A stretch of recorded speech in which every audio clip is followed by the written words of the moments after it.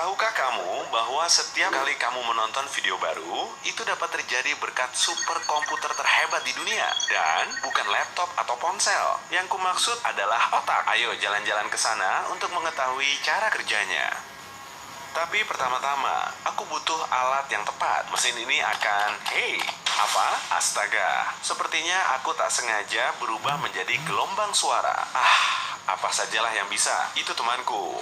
Jadi, kita akan melihat apa yang terjadi di dalam otaknya. Menarik. Telinga bagian luar menangkap gelombang suara dan perjalanan dimulai. Sempit sekali di saluran telinga ini. Aku akan masuk. Oke, beres. Perhentian berikutnya. Gendang telinga. Ukurannya tidak lebih besar dari setengah koin Rp1.000. Oh, apa itu? Gendang telinga mulai bergetar. Aku tahu perasaan itu. Seperti saat tetanggamu berpesta sampai bisa terdengar ke ujung jalan.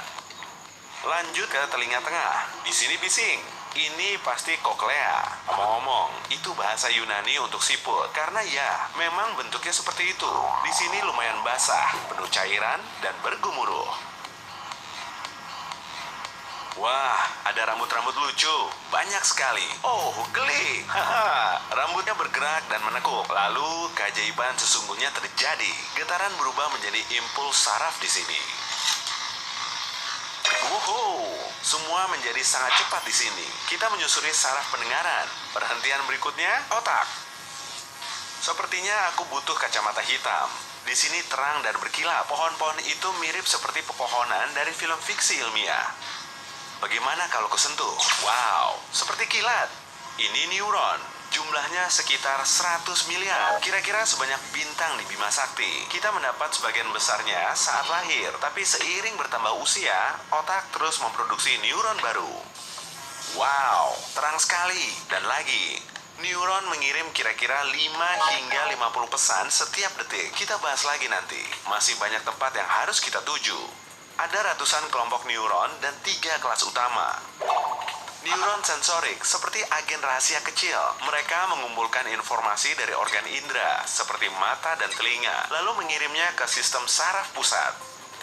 Yang ini neuron motorik. Mereka adalah bos besar di tubuh kita. Mereka mendapatkan informasi dari neuron lain dan mengirimnya ke otot, organ, dan kelenjar. Jadi, pada dasarnya, mereka mengendalikanmu. Sisanya adalah interneuron. Mereka mengumpulkan dan menerima informasi dari neuron lain. Aktivitas ini tidak pernah berakhir, seperti pabrik kimia besar. Neuron bekerja sangat keras sehingga menghasilkan energi yang cukup untuk menyalakan lampu LED tegangan rendah. Mari kita coba. Yeay, berhasil. Kecepatan di sini gila, sampai 400 km per jam, seperti mobil sport.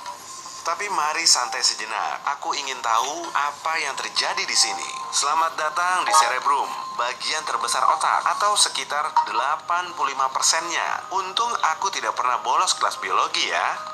Lapisan luar cerebrum terbuat dari substansi abu-abu. Sisanya adalah intinya, yang terbuat dari substansi putih. Apa itu penting? Tentu, cerebrum menerjemahkan penglihatan, pendengaran, pengecapan, penciuman, dan peraba. Kamu bisa merasakan emosi berbeda dan belajar hal baru berkat itu. Tahukah kamu kalau otak punya kapasitas penyimpanan tak terbatas? Ternyata itu fungsi lipatan dan lekukan di sini.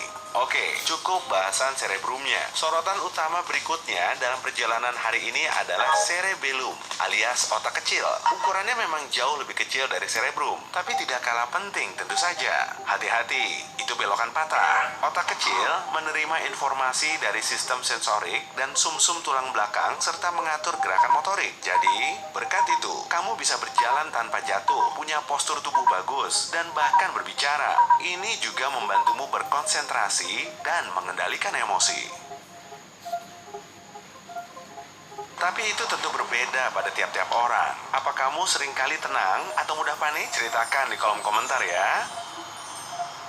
Masih banyak tempat yang harus dikunjungi. Jadi, ayo terus bergerak. Neuron punya berbagai bentuk dan ukuran, tapi semuanya punya 3 bagian dasar. Ada badan sel, ekor panjang yang disebut akson, dan dendrit yang mirip cabang pohon jika diperbesar. Neuron menerima sebagian besar informasinya berkat dendrit. Mari tunggu di sini. Kita tonton pertunjukan menakjubkan. Transmisi informasi sedang berlangsung. Neuron tidak bisa melakukan banyak hal sendiri. Jadi, mereka bekerja sama. Mereka bicara dalam bahasa rahasia sinyal listrik dan kimia. Kamu lihat cahaya kecil yang baru padam itu? Tidak semua pesan bisa masuk. Neuron belajar memilah pesan yang relevan dan tidak. Saat kamu melakukan sesuatu berulang kali, sinyal yang sama lewat. Pesannya menjadi lebih cepat dan lebih mungkin untuk mencapai tujuan. Satu hal lagi yang membuat beberapa bagian otak lebih aktif. Ya, cinta. Itu mencerahkan hasil pindai MRI. Tunggu, sepertinya karena membahas cinta, perhentian berikutnya terlewat. Mari mundur sedikit. Tidak, bukan itu. Mudah sekali tersesat di labirin ini. Mungkin di sini aku mencari sesuatu yang sangat kecil dan berbentuk almond. Yeay, ini amigdala teman-teman. Ia ada di daftar yang harus dilihat hari ini karena memainkan peran yang sangat penting. Ia menangani emosimu, seperti ketakutan dan kesedihan serta menjaga kemarahanmu. Itu seperti clipping untuk ingatan peristiwa dan emosi. Ia menyimpannya agar kamu bisa mengenali hal-hal serupa di masa depan. Baiklah, berikutnya apa? Itu pasti batang otak. Ia mengatur komunikasi di otak dan seluruh tubuh. Dan kamu juga harus berterima kasih kepadanya atas hal-hal yang kamu lakukan secara otomatis. Bernapas, menjaga jantung berdetak teratur, mencerna makanan, dan aktivitas dasar lainnya. Batang otak terhubung langsung ke sumsum tulang belakang. Itu jalan raya utama sistem saraf kita. Apa itu? Polisi lalu lintas?